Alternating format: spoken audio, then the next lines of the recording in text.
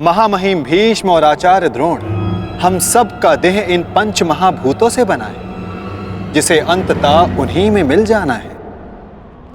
तो मोह किसका पार्थ, इस माटी से बने देह का? तो क्या ये देह महत्वपूर्ण नहीं है माधव? इसी देह से हम अपना रूप और परिचय पाते हैं। यदि ऐसा है पार्थ, तो मनुष्य के मृत्यु के पश्चात उसके देह को नष्ट क्यों कर दिया जाता है? मनुष्य का वास्तविक स्वरूप और परिचय उसके देह से नहीं, उसके स्वभाव, उसके कर्म, उसके विचारों से होता है पार्थ। जब मनुष्य का देह नष्ट हो जाता है, इस संसार में नहीं रहता, तो मनुष्य के कर्म और उसके विचार उसका परिचय बनकर इस संसार में रहते हैं पार्थ। मनुष्य का जीवन केवल 20 दृश्य और अदृश्य पदार्थों का संगम है, परंतु फिर भी सबके विचार, सबका चरित्र भिन्न है। क्यों माधव? जब उद्गम समान है तो सब में अंतर क्यों? कारण है 3 गुण, रजोगुण, सत्वगुण और तमोगुण। ये 3 गुण क्या है माधव? तमस का अर्थ है अंधकार, अर्थात प्रकाश का अभाव। विचार के प्रकाश के अभाव में केवल शरीर की इच्छाओं के अधीन होकर जीना तामसिक व्यवहार कहलाता है पार्थ। पशु, पक्षी, जल, जीव ये सब इसी श्रेणी में आते हैं पार्थ। और सत्व का अर्थ है ज्ञान का प्रकाश, जो सत्य का, धर्म का, नीति और परंपराओं का विचार करके जीवन जीता है, उसे सात्विक जीवन कहते हैं पार्थ। और इन दोनों गुणों के मध्य होता है रजोगुण, अर्थात ऐसा मनुष्य जिसमें ज्ञान है, विचार करने की शक्ति है, परंतु वो मन और शरीर की क्षुद्र इच्छाओं से बंधा रहता है। ऐसा मनुष्य रजस अर्थात अहंकार के साथ जीता है। इन्हीं तीनों गुणों की न्यून या अधिक मात्रा के मेल से मनुष्य का स्वभाव बनता है। प्रत्येक मनुष्य दूसरे मनुष्य से भिन्न होता है। उधर देखो पार्थ, कौन दिखाई देता है? दुर्योधन और दुशासन। अब दुर्योधन के भीतर स्थित गुणों का विश्लेषण करो पार्थ। धर्म जानते हैं, परंतु उसका वहन नहीं करते। अहंकार इनके जीवन का केंद्र है, अर्थात तमस की मात्रा न्यून है और रजस गुण की अधिक, और सत्य तो बिल्कुल भी नहीं। और दुशासन, उसने सदा केवल अपने ज्येष्ठ का आदेश माना है, स्वयं का कोई विचार नहीं, इसलिए उसके मन में केवल तमस गुण है। अब महामहिम को देखो पार्थ, सत्व के साथ तमस के अद्भुत मेल को देखो। उनमें अहंकार नहीं है, परंतु पुरातन परंपरा और प्रण से बंधित है। आवश्यकता पड़ने पर भी परंपरा का त्याग नहीं कर सकते। और उधर आचार्य द्रोण को देखो पार्थ, ज्ञान और अहंकार का संगम। ज्ञान उनको मुक्त करने को आतुर है, परंतु अहंकार उन्हें मुक्त होने नहीं देता।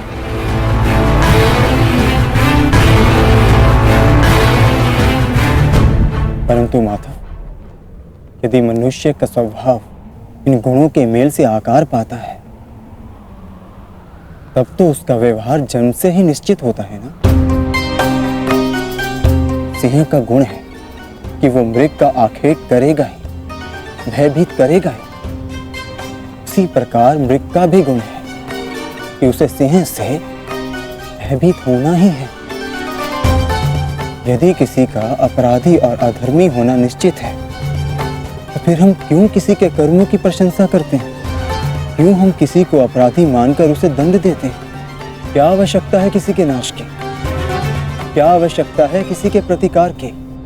उत्तम प्रश्न है पार्थ, परंतु मनुष्य का कर्म जानने से पूर्व यह समझ लेना आवश्यक है कि मनुष्य वास्तव में है क्या।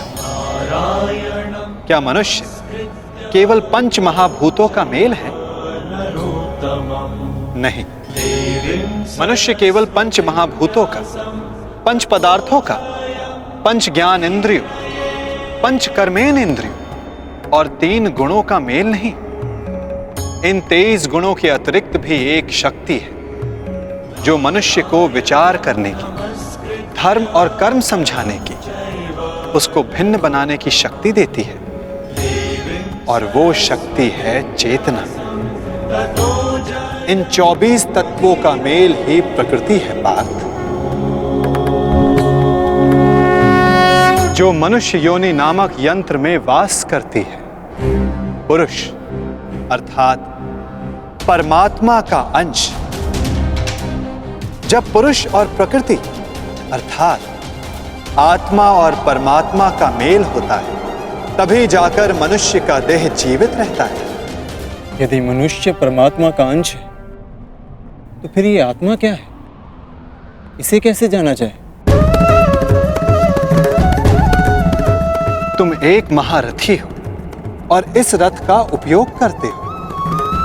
उसी प्रकार आत्मा इस शरीर नामक रथ का, इस यंत्र का उपयोग करती है, परंतु आत्मा शरीर नहीं होती। एक रथ के टूट जाने पर जिस प्रकार रथी का नाश नहीं होता, उसी प्रकार शरीर के नष्ट हो जाने पर आत्मा का नाश नहीं होता। नयनम चिंदन्ति शस्त्राणि नयनम दहति पावका न चैनम क्लेद्यन्तापो न शोष्यति मारुता।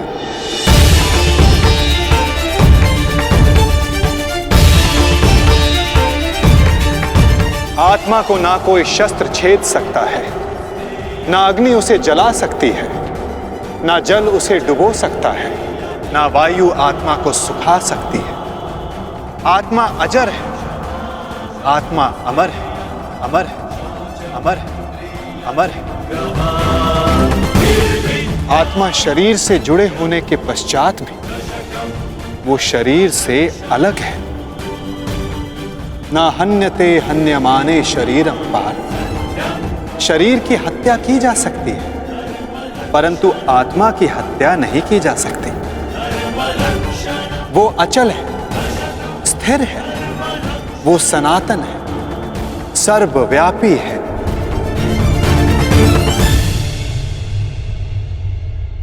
जिस प्रकार हम पुराने वस्त्रों को त्याग कर नया वस्त्र धारण करते हैं, ठीक उसी प्रकार हमारी आत्मा देह नष्ट हो जाने के पश्चात नया देह धारण कर लेती है।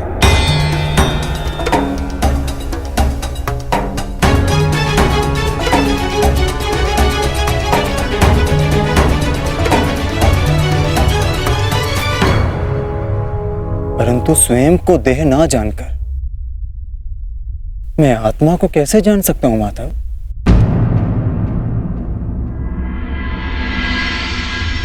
पार्थ, इसमें कुछ असंभव नहीं। एक दृष्टिहीन व्यक्ति संसार को अपनी मन की दृष्टि से देखता है। बोलने में असक्षम व्यक्ति प्रयास करके अपने संकेतों से संसार को समझाता है। जिनके हाथ पांव नहीं होते वो भी पुरुषार्थ करते हैं। तो आत्मा को जानना भी इतना कठिन कार्य नहीं है पार्थ।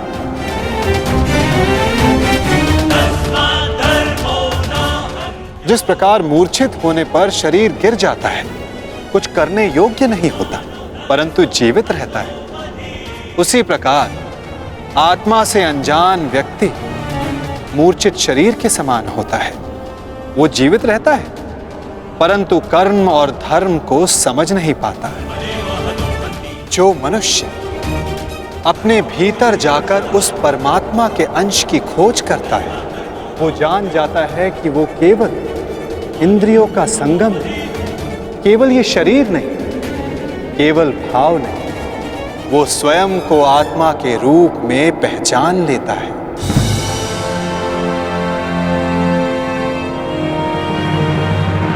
पर ब्रह्म विभाजित होकर पुरुष और प्रकृति बने पार्थ। फिर प्रकृति की प्रत्येक वस्तु में आत्मा का वास हुआ। प्रकृति यानी मनुष्य का शरीर जब वो मोह और अंधकार से घिर जाता है, तब वो अपनी चेतना को खो देता है। तब उस मोह निद्रा को तोड़कर अपनी चेतना को जगाना, स्वयं को परमात्मा का भाग जानना, यही आत्मा का कार्य है, यही उसका उद्देश्य है पार्थ। यदि हर आत्मा परमात्मा का अंश है, तो फिर ये प्रगति और अवगति, नाश और उत्थान, पाप और धर्म, ये सब परमात्मा स्वयं कर रहे हैं। नहीं पार्थ, ये मनुष्य की चेतना और आत्मा करती है। जिस प्रकार कीचड़ से घिरा रत्न अपनी चमक खो देता है, जिस प्रकार मेघों से घिरा सूर्य अपना प्रकाश खो देता है, वैसे ही प्रकृति के 24 तत्वों से घिरी आत्मा ये भूल जाती है कि वो परमात्मा का अंश है। उसे लगता है कि ये देह ही सब कुछ है, देह के अतिरिक्त भी उसका कोई अस्तित्व है, इसका उसे भान ही नहीं रहता। वो केवल देह की संवेदना को ही ज्ञान मानती है। हानि लाभ, सुख दुख, स्वाद गंध, स्पर्श श्रवण, बस इसे ही अपना अनुभव मान लेती है। वो पाप करती है जो आत्मा परिवर्तन का प्रयत्न नहीं करती, जो अधर्म करते रहती है। उसको जागरूक करने के लिए दंड देना अनिवार्य होता है पार्थ। उसके जागरण के लिए युद्ध अनिवार्य होता है।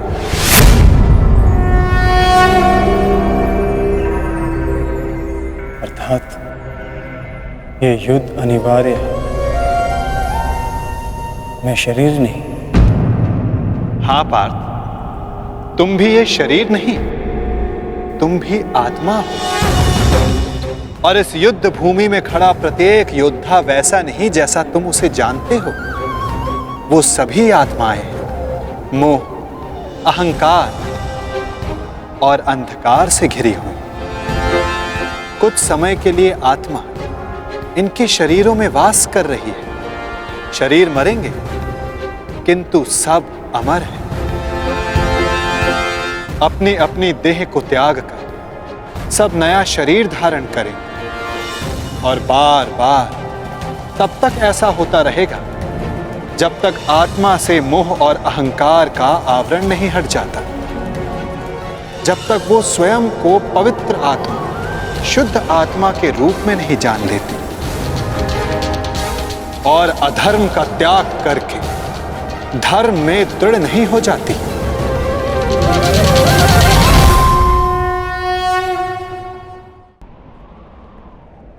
ब्रह्म विद्या का पहला पाठ यही है पार्थ।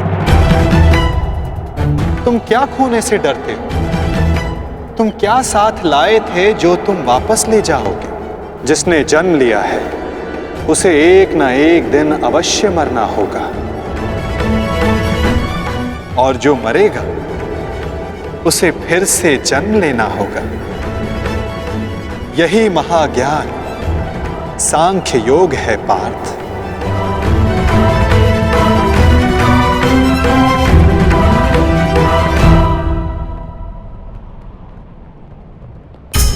जब मनुष्य स्वयं को परमात्मा के अंश के रूप में जान लेता है, तब उसे ज्ञात हो जाता है कि सृष्टि ही परमात्मा है और परमात्मा ही सृष्टि है। सृष्टि और परमात्मा में कोई भेद नहीं। तब वो अन्य प्राणियों के प्रति कठोर और निर्दयी नहीं होता पार्थ। यदि जीभा दांतों से कट जाए तो पीड़ा केवल जीभा को नहीं होती, समग्र शरीर उसकी पीड़ा अनुभव करता है। ठीक उसी प्रकार स्वयं को आत्मा के रूप में जानने वाला सारे संसार की पीड़ा को स्वयं अनुभव करता है और उनके सुख में आनंद भी मनाता है। पार्थ,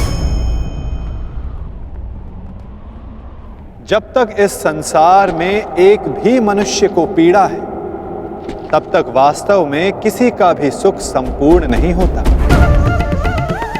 और इस सत्य को जानकर मनुष्य का हृदय, मनुष्य का मन करुणा से भर जाता है।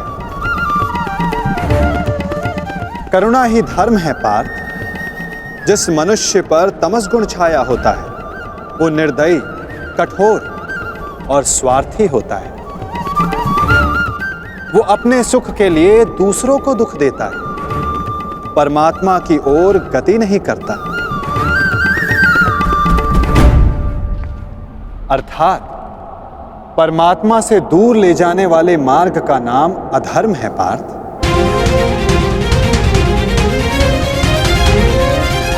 अर्थात अधर्म तो अज्ञान का दूसरा नाम है माधव।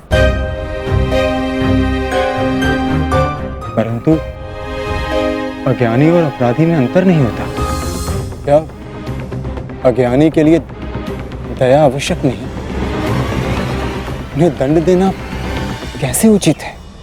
जब एक अज्ञानी ज्ञान का मूल्य जानने को सज्ज ना हो तो दंड ही समाधान है पार्थ, और दंड ही दया है, उसके प्रति भी और दूसरों के प्रति भी। सृष्टि की गति सदा परमात्मा की ओर हो यह आवश्यक नहीं पार्थ। कभी कभी ऐसी स्थिति भी आती है जब अधर्म, मोह और अज्ञान बढ़ जाता है। धर्म के नाश का भय उत्पन्न हो जाता है। यदि संसार से धर्म लुप्त हो जाता है तो करुणा भी नष्ट हो जाती है, सत्य भी नष्ट हो जाता है। यदि भविष्य में आने वाली पीढ़ियों को धर्म प्राप्त हो सके, इसलिए आज अधर्मियों का वध करके धर्म की स्थापना करना आवश्यक है पार्थ। और आज तुम्हारे समक्ष ऐसी ही स्थिति है।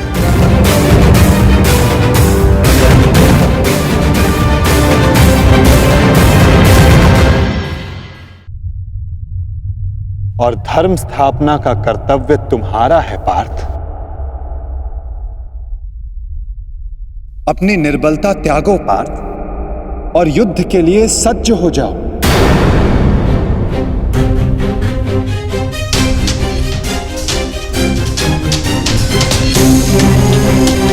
किंतु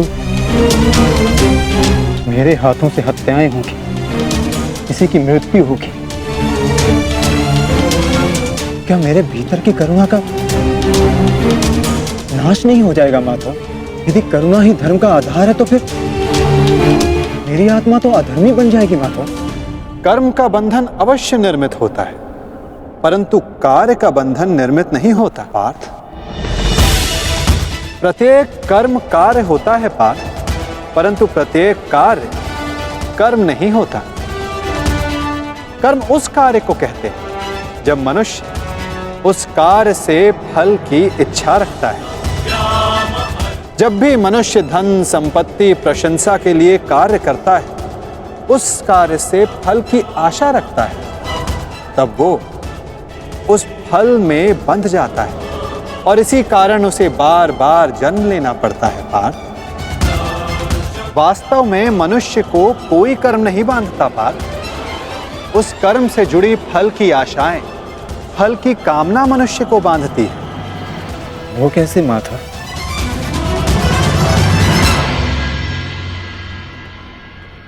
यदि तुम्हें इस युद्ध में विजयी होने की आशा है तो पराजित होने पर तुम्हें भीषण दुख होगा पार्थ। वो दुख तुमसे कुकर्म करवाएगा और उसके फल के लिए तुम्हें दूसरा जन्म लेना होगा।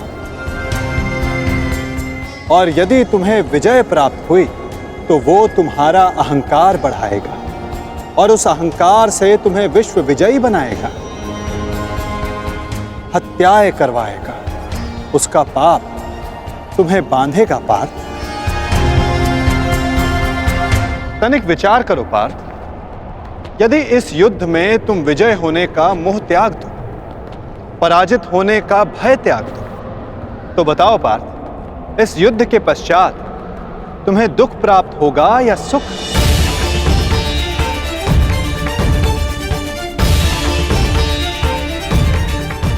ना सुख ना दुख।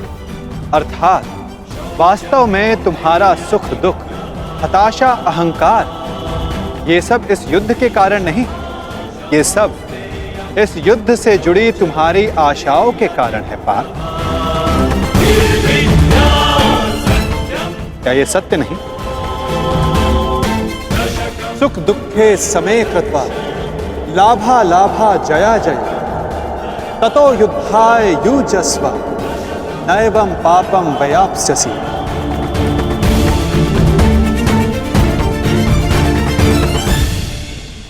पार्थ, सुख और दुख को समान मानकर हानि और लाभ का विचार किए बिना यदि तुम ये युद्ध करोगे पार्थ, तो तुम पाप के भोगी नहीं बनोगे।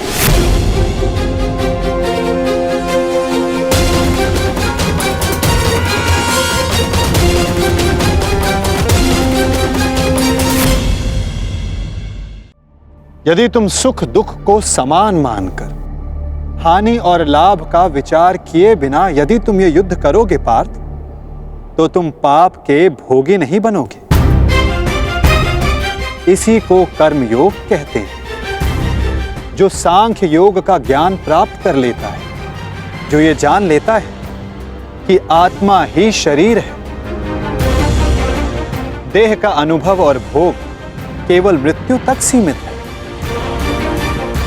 अर्थात वास्तविक नहीं, माया है, उसके लिए कर्म योगी बनना सरल हो जाता है पार्थ। तो यदि कर्म से बंधन निर्मित होता है तो फिर संन्यास लेकर जगत का त्याग करना क्यों उचित नहीं?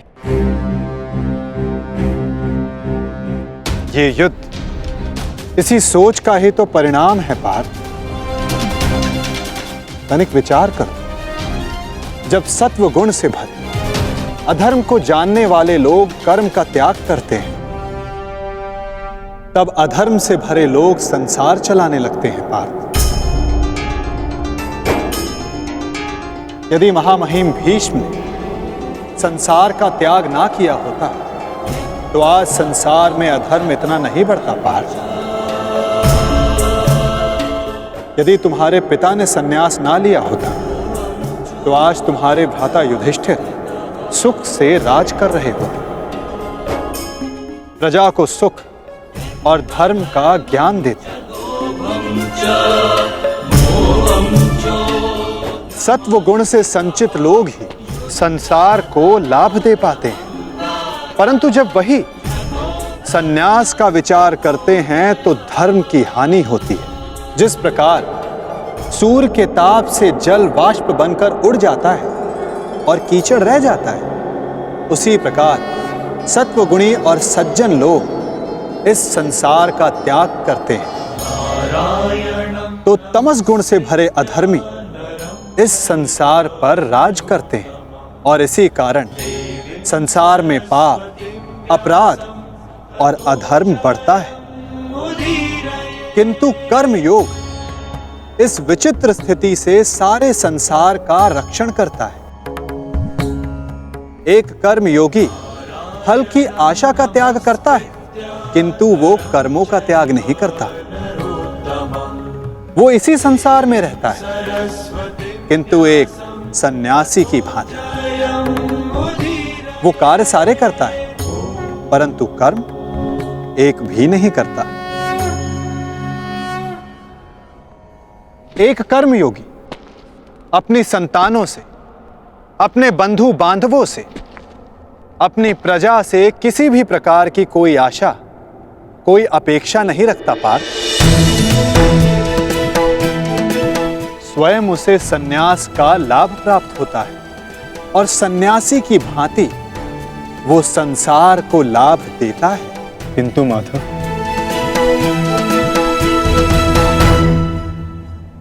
मनुष्य अपनी संतानों को सुखी रखने के लिए परिश्रम करता है, वो अपनी संतानों से अपेक्षा कैसे ना रखे माधव? तो बताओ पार्थ, मनुष्य अपनी संतानों के लिए जो कुछ भी करता है, क्या वो उसका प्रेम है या उसका व्यापार? अवश्य ये प्रेम ही है माधव। तो फिर अपने कार्यों का प्रतिफल पाने की इच्छा क्यों पार्थ? भविष्य का लाभ तो व्यापार में देखा जाता है, प्रेम में नहीं। यदि मनुष्य अपनी संतानों का चरित्र निर्माण उचित रूप से करेगा, अपनी संतान को प्रेम और धर्म के संस्कार देगा, तो संतान भी मनुष्य को सम्मान और सुरक्षा अवश्य देगी पार्थ। संतानों का निर्णय, स्वजनों का व्यवहार उनके कर्म है। दूसरों के कर्मों पर यदि मनुष्य को कोई अधिकार नहीं, तो फिर व्यर्थ आशाएं और अपेक्षाएं रखने का क्या प्रयोजन पार्थ? यदि गहन विचार करोगे तो तुरंत ही जान पाओगे, जीवन में ऐसा कोई कार्य नहीं जिसके साथ आशा या अपेक्षा जोड़ना अनिवार्य हो। कर्म योग का मूल सिद्धांत यही है पार्थ। जो मनुष्य ये जान लेता है कि वो स्वयं कुछ नहीं करता, उसी के हाथों महत्वपूर्ण कार्य होता है। कर्मण्येवाधिकारस्ते मा फलेषु कदाचिन मा कर्म फले हेतुर्भूर्व ते संगोस्त विकर्मणि। तुम्हें अधिकार केवल कर्म करने का है पार्थ, फल तो ईश्वर के हाथों में। इसलिए ना कर्म से भागना उचित है, ना कर्म से फल की इच्छा रखना उचित है। कार्य पूर्ण रूप से तभी संपन्न होता है जब उसके साथ फल की आशा ना जुड़ी हो। असफलता से दुखी होकर जिसका मन नहीं डोलता, वही मनुष्य सफलता का मनोरथ पूर्ण कर पाता है। वही बार बार सफलता भी प्राप्त करता है। कार्य सफल हो या निष्फल, यदि उस कार्य के साथ फल की आशा जुड़ी है तो मनुष्य को हानि ही होती है पार्थ। ध्यायतो विषयां पुंसः संगस्तेषुपजायते संगात संजायते कामा कामात् क्रोधोऽभिजायते क्रोधात् भवति सम्मोहः सम्मोहात् स्मृति विभ्रमः स्मृति ब्रह्मशात् बुद्धिनाशः बुद्धिनाशत प्रणश्यति। फल की आशा कामना है और कामना का स्वभाव है कि वो कभी भी पूर्ण रूप से संतुष्ट नहीं हो सकती। असंतोष कारण होता है क्रोध के जन्म, और इसी क्रोध से अहंकार और मोह जन्म लेता है। यदि सद्ज्ञान पाने की इच्छा ना हो तो सद्ज्ञान पाने की बुद्धि कहां से आएगी? और बुद्धि के जाने पर अनुचित प्रकार के कार्य होने लगते हैं। अनुचित कार्य करने वाला अपराधी होता है और अपराधी दंड का पात्र होता है, समाज में तिरस्कार का पात्र होता है।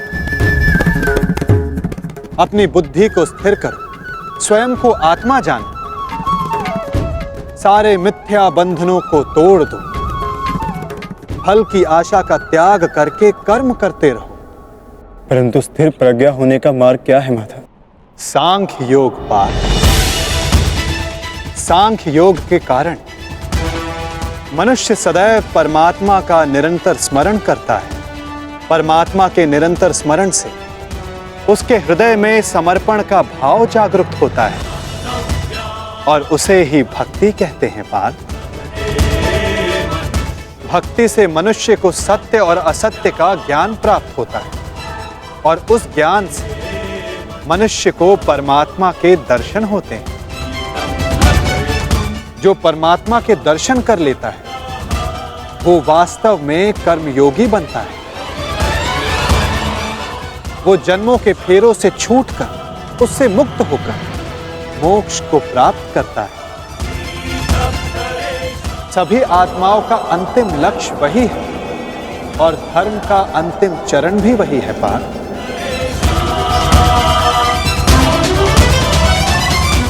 पार्थ, परमात्मा के दर्शन करने हेतु दृष्टि पर बंधी मोह, क्रोध, अहंकार और पूर्वाग्रह की पट्टी उसको उतारना आवश्यक होता है पार्थ। यदि अंधेरे कक्ष में बैठा मनुष्य तुमसे यह पूछे कि मैं सूर्य के दर्शन कैसे करूं, तो उसे क्या कहोगे पार्थ? उससे कहोगे कि अपना कक्ष त्याग कर आकाश के नीचे आ जा, सूर्य तो सदा उपस्थित है।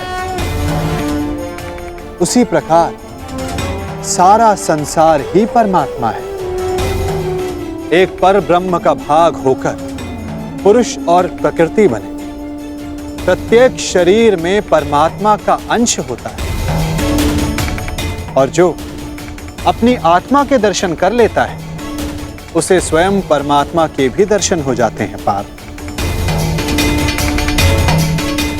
जिस प्रकार नमक के एक कण का स्वाद सारे सागर के स्वाद से भिन्न नहीं होता, उसी प्रकार आत्मा का दर्शन परमात्मा के दर्शन से भिन्न नहीं होता पार्थ। क्या आप ही परमात्मा है माधव?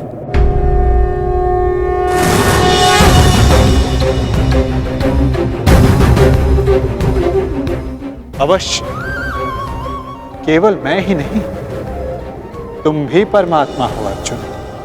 केवल तुम जागरूक नहीं, मैंने वो जान लिया है कि मैं ही समस्त संसार, इस संसार का कण कण हूं। मैं ही सूर्य, चंद्र, ग्रह और नक्षत्र हूं। मैं ही सारे मनुष्य हूं।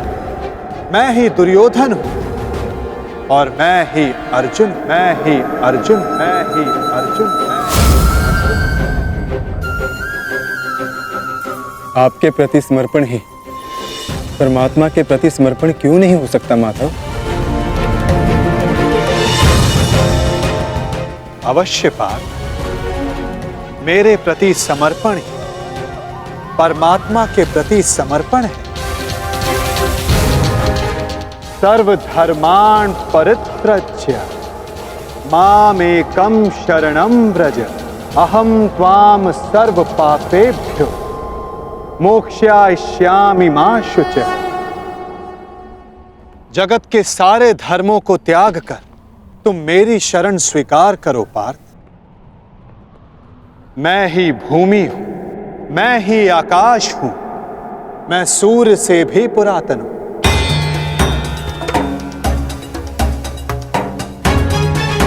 मैं किसी वृक्ष पर खिली कली से भी नया हूं। मैं ही स्वर्ग और नरक को धारण करने वाली शक्ति हूं पार्थ। किंतु वो कैसे संभव है माधव? आपका जन्म बहुतों ने अपने जीवन काल में देखा है। आपकी माता जीवित है, जिनके गर्भ में आपका शरीर बना। आप पुरातन और अविनाशी कैसे हो सकते हैं माधव?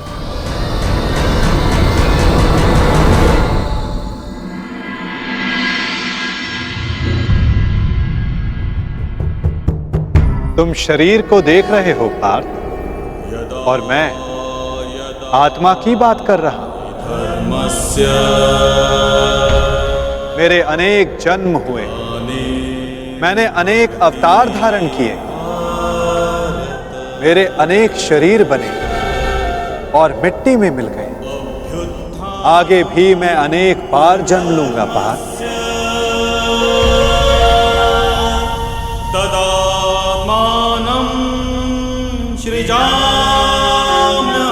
यदा यदा हि धर्मस्य ग्लानिर्भवति भारत, अभ्युत्थानम् अधर्मस्य तदात्मानं सृजाम्यहम्। परित्राणाय साधूनां विनाशाय च दुष्कृतां धर्म संस्थापनार्थाय संभवामि युगे युगे।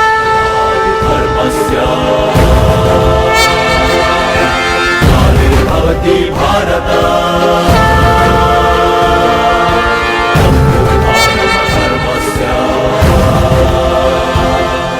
जब जब संसार में अधर्म बढ़ता है पार्थ, जब साधुओं को मुक्त कराने का समय आता है, जब अधर्मियों का नाश निकट होता है, तब धर्म की स्थापना करने मैं स्वयं जन्म लेता हूं।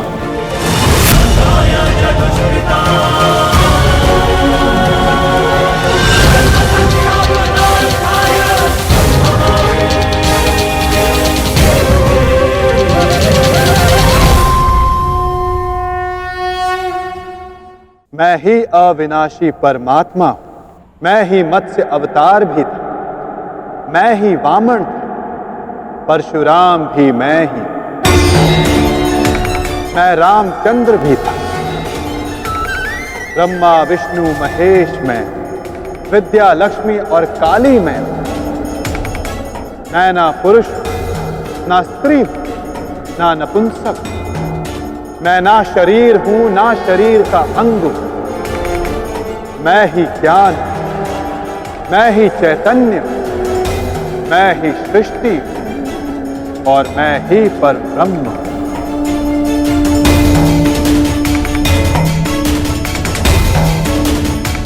जब तुम भी आत्मज्ञान प्राप्त कर लो, तब तुम भी स्वयं को मुझसे अभिन्न और जुड़ा हुआ पाओगे पार्थ। तब तुम भी मेरी ही भांति स्वयं को परमात्मा के रूप में जानोगे। परंतु ये पद प्राप्त करने के लिए तुम्हारा मेरे प्रति संपूर्ण समर्पण अनिवार्य है पार्थ। और ये समर्पण क्या है माता? समर्पण वास्तव में मन की ऐसी स्थिति है पार्थ, जहां मनुष्य सारे संकल्प त्याग देता है। वो ना स्वयं कोई निर्णय लेता है ना कोई प्रण लेता है। उसको जैसा आदेश मिलता है वो वैसा ही कार्य करता है।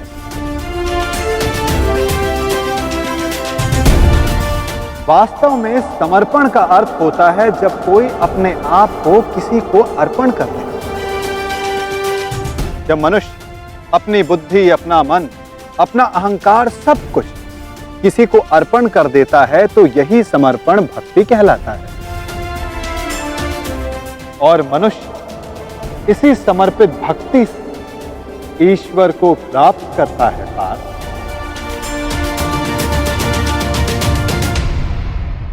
माधव, पत्नी का समर्पण पति की ओर होता है, युद्ध का समर्पण सेनापति की ओर होता है।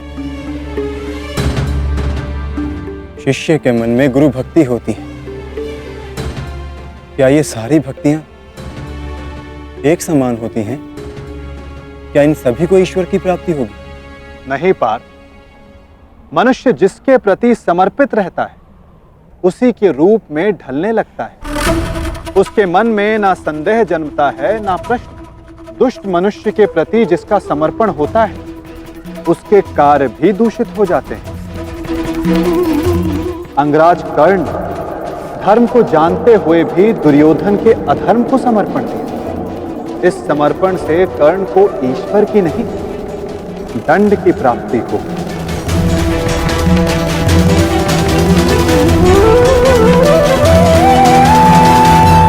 अंगराज को इस युद्ध में जो दंड मिलेगा वो जन्म का नहीं, जाति का नहीं, अपितु एक दुष्ट के प्रति समर्पण करने का दंड मिलेगा पार्थ। इसलिए समर्पण भी उत्तम भाव के प्रति होना आवश्यक है। जैसा भाव वैसी भावना और वैसे ही भक्ति पार्थ।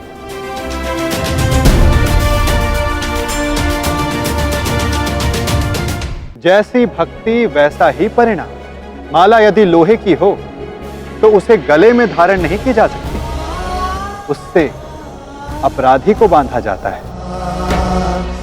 उसी प्रकार स्वामी भक्ति, पति भक्ति, मित्र भक्ति, ऐसी अनेक भक्ति होती है पार्थ, परंतु श्रेष्ठ भक्ति केवल परमात्मा की होती है।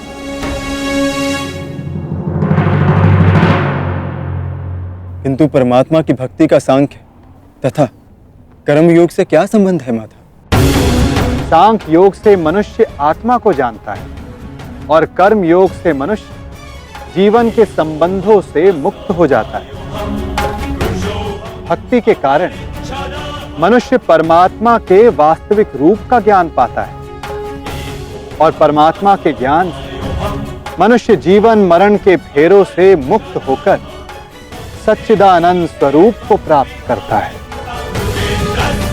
जैसे जल की एक छोटी सी बूंद सागर में समाकर स्वयं सागर बन जाती, उसी प्रकार मनुष्य परमात्मा में समाकर परमात्मा बन जाता है। अर्थात इस शरीर का कोई महत्व नहीं माधव। शरीर का महत्व अवश्य है पार्थ, क्योंकि यही माध्यम है कर्म करने का। जिस प्रकार एक योद्धा के लिए शस्त्र आवश्यक, ठीक उसी प्रकार एक जीव को अपना लक्ष्य प्राप्त करने के लिए शरीर आवश्यक है। इस शरीर के माध्यम से परमात्मा का साक्षात्कार संभव है।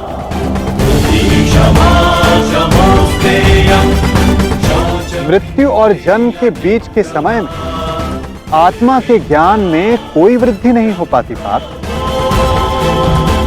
इस जन्म में जो अनुभव, विचार और ज्ञान प्राप्त होते हैं, आत्मा उसी को लेकर नया शरीर धारण करती है। आत्मा की प्रगति और अधोगति केवल शरीर में रहकर ही हो सकती है। क्या यहाँ उपस्थित लोगों का वध कर देने से उनके उद्धार की संभावना का नाश नहीं होगा माधव? क्या उनका वध कर देना ही करुणा है? तुम्हारे शत्रु धर्म की सीमा पार कर चुके हैं पार्थ। अधर्म करना उनका स्वभाव बन गया है। जो अपराध और अपराधियों को उद्धार करने का अवसर एक सीमा तक ही दिया जा सकता है।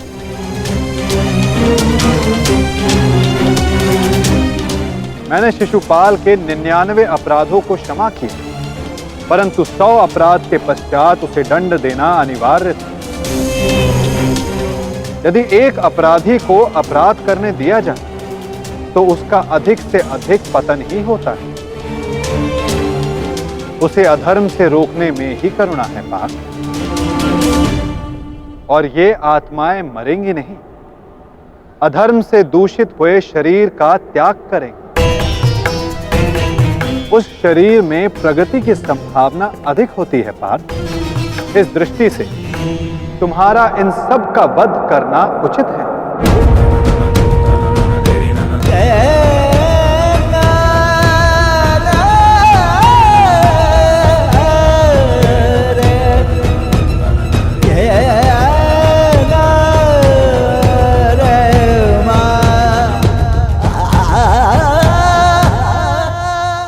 यदि एक अपराधी को अपराध करने दिया जाए तो उसका अधिक से अधिक पतन ही होता है। उसे अधर्म से रोकने में ही करुणा है पार्थ। और ये आत्माएं मरेंगी नहीं, अधर्म से दूषित हुए शरीर का त्याग करेंगे। उस शरीर में प्रगति की संभावना अधिक होती है पार्थ। इस दृष्टि से तुम्हारा इन सब का वध करना उचित है।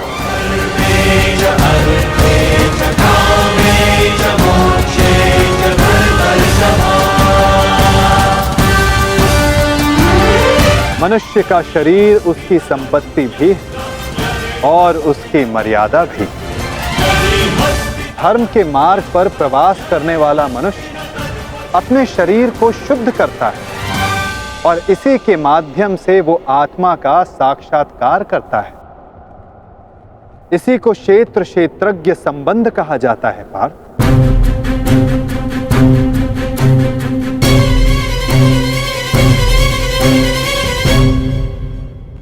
मैं इसका तात्पर्य नहीं जान पाया माधव। जब मनुष्य ये जान लेता है कि उसका शरीर एक भूमि का टुकड़ा है, अर्थात क्षेत्र है, और वो स्वयं उस भूमि के टुकड़े में रहने वाला, उस भूमि के भाग को जानने वाला अर्थात क्षेत्रज्ञ है, तब वो शरीर के माध्यम से स्वयं की प्रगति साध पाता है। आत्मा शरीर में रहकर 3 गुणों का संतुलन करती है। वो तमस गुण को कम करके सत्व गुण को बढ़ाने का उपाय करती है और ईश्वर की भक्ति करके वो परमात्मा के साथ एक हो जाती है। भक्ति कैसे की जाती है माधव? क्या समर्पण ही भक्ति नहीं? नहीं पार्थ, समर्पण भक्ति का प्रथम चरण है। भक्ति किसी कार्य का नाम नहीं, भक्ति मनुष्य के मन की स्थिति का नाम है। मनुष्य के लिए आवश्यक है कि वो जाप ताप याग यज्ञ यम नियम योग स्वाध्याय से अपने अंतर को पवित्र रखे और परमात्मा को समर्पित रहे। अपने सारे कार्यों का फल, जीवन का प्रत्येक श्वास परमात्मा को समर्पित करता रहता है।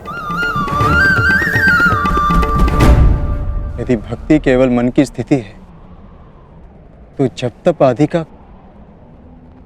क्या महत्व है माधव? जिस प्रकार आज का धुला हुआ पात्र कल को मलिन हो जाता है, ठीक उसी प्रकार मनुष्य का मन परमात्मा की भक्ति से बार बार विमुख हो जाता है पार्थ। इसलिए आवश्यक है कि मनुष्य जाप ताप स्वाध्याय के माध्यम से स्वयं को निरंतर स्मरण करवाता रहे कि उसका जीवन परमात्मा को समर्पित है। भक्ति का केवल एक ही सार है पार्थ कि मनुष्य अपना सारा जीवन परमात्मा को अर्पित करके भक्ति करता रहे और सत्व गुण से युक्त संपत्ति को संभाल कर रखे। सत्व गुणी संपत्ति किसे कहा जाता है माधव? अहिंसा सत्यम अक्रोध त्यागा शांति रपय सुनम दया भूतेषु अलोलुत्वम मार्दवम प्रिय चापन तेज क्षमा धृति शौचम अद्रोहो नातिमानिता भवन्ति संपदम दैव अभिजातस्य भारत। बिना कारण तथा स्वार्थ के हेतु हिंसा करना अधर्म है पार्थ। अहिंसा ही वास्तव में परम धर्म है। उसके साथ सत्य, क्रोध का ना होना, त्याग, मन में शांति, निंदा ना करना, दया भाव रखना, सुखों के प्रति आकर्षण ना होना और अकारण कार्य ना करना। तेज क्षमा धैर्य, शरीर की शुद्धता, धर्म से दो राह ना करना और अहंकार का ना होना, इन सभी गुणों को सत्व गुणी या दैवी संपत्ति कहा जाता है पार्थ। इसी से मनुष्य परमात्मा की अर्थात मेरी भक्ति कर पाता है पार्थ। जो मेरी भक्ति करता है वो इस जीवन के कर्तव्यों का वहन करता है, धर्म की स्थापना करता है और कर्म के फलों की इच्छा किए बिना उनकी आशा त्याग कर अपना जीवन जीता है पार्थ। उसे मैं इस जन्म में संतोष देता हूं तथा मृत्यु के पश्चात अपने में स्थान देता हूं पार्थ। जो रूप सबको अपने में स्थान दे दे, आपका वो रूप कैसा है माधव? कौन है आप?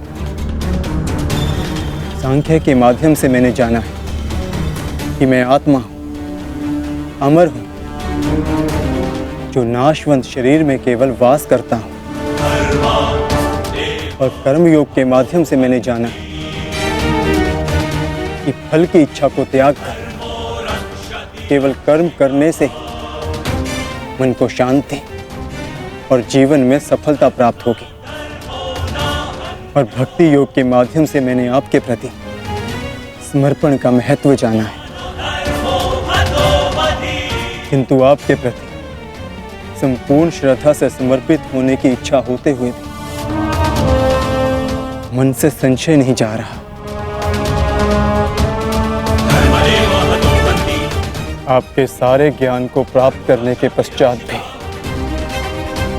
मेरी बुद्धि स्थिर नहीं हो पा रही माधव। इस रणभूमि में मुझे अब भी चारों ओर मनुष्य ही दिखाई दे रहे हैं। आपने कहा था कि मनुष्य है ही नहीं, सब स्थान पर परमात्मा है।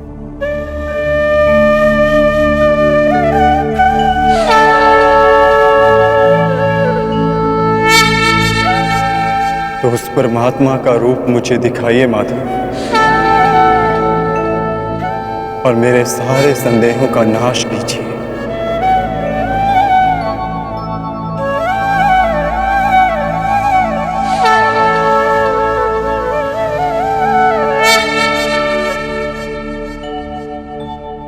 तो देखो पार्थ,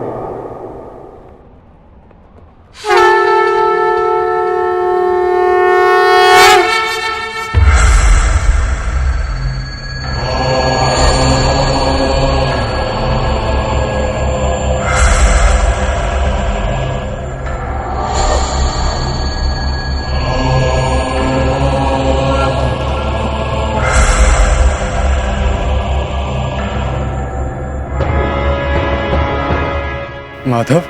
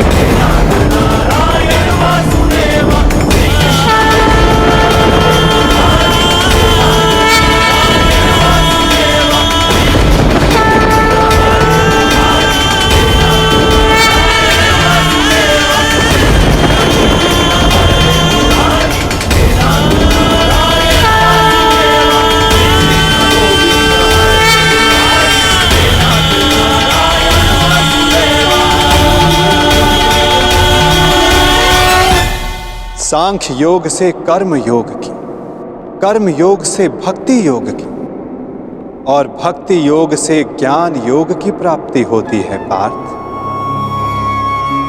मेरे विश्व रूप के दर्शन करना ही वास्तविक ज्ञान है पार्थ। विश्व में यही एक ज्ञान सारे ज्ञानों का तथा विज्ञानों का आधार है। यही एक ज्ञान है जो मुक्ति प्रदान करता है। देवताओं को जो दर्शन सरलता से नहीं प्राप्त होता, ऐसा मेरा वास्तविक रूप मैं तुम्हें दिखा रहा हूं पार्थ।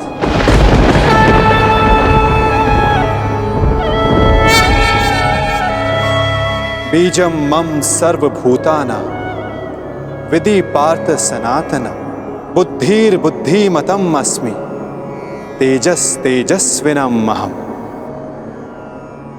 मैं ही सारे जीवों का ब्रह्म बीज हूं, मैं ही बुद्धिमानों की बुद्धि हूं, मैं ही बलवानों का बल हूं पार्थ। मैं पृथ्वी के कण कण में वास करता हूं। सारी पृथ्वी, सूर्य, चंद्र, ग्रह, नक्षत्र, तारा मंडल और समस्त ब्रह्मांड मेरे भीतर वास करते हैं। मैं ही सत्य हूं, मैं ही संपूर्ण हूं, मैं ही जीव हूं, मैं ही शिव हूं।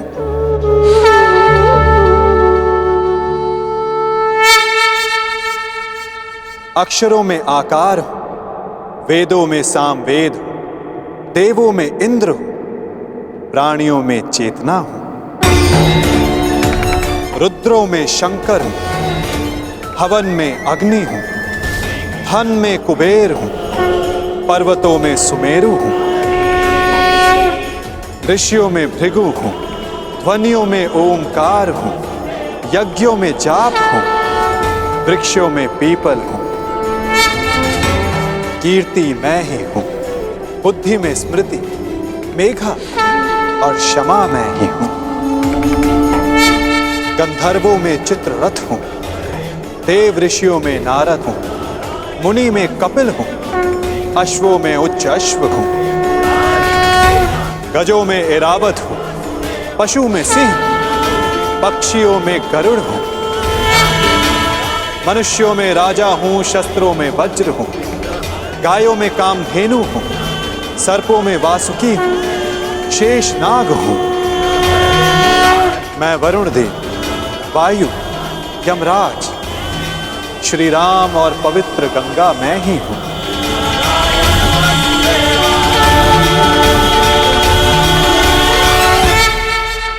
सृष्टि का आदि, मध्य तथा अंत मैं हूं। ब्रह्म विद्या हूं, महाकाल हूं, ब्रह्म हूं, प्रभाव हूं।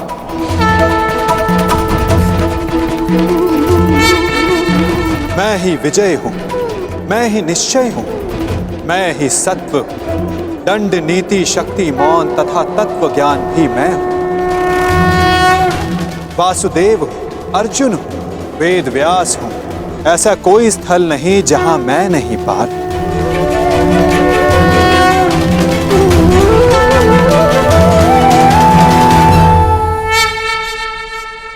मैं ही समय हूं, मैं ही काल हूं, मैं ही मृत्यु भी हूं पार।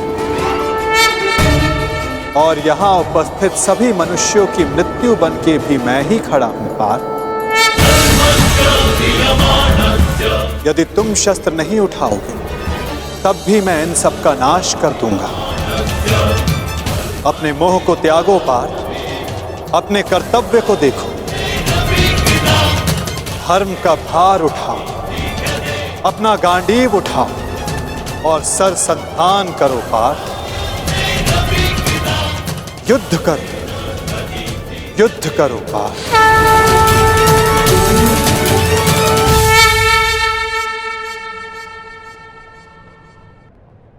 भगवान,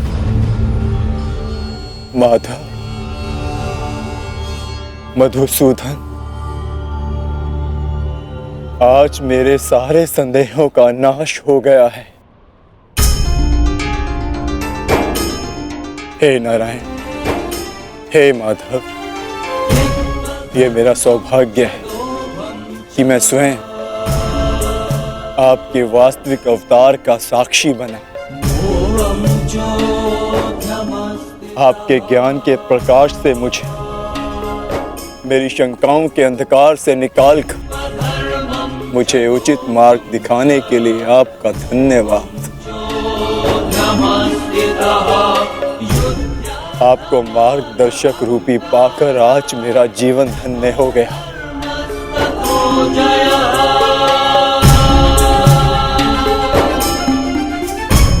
अब मैं आपसे विनती करता हूं कि आप अपने वासुदेव कृष्ण रूपी अवतार में पुनः लौट आइए और मैं वचन देता हूं कि मैं अर्जुन पूर्ण रूप से आप पर विश्वास करके अपने कर्तव्य का पालन करूंगा।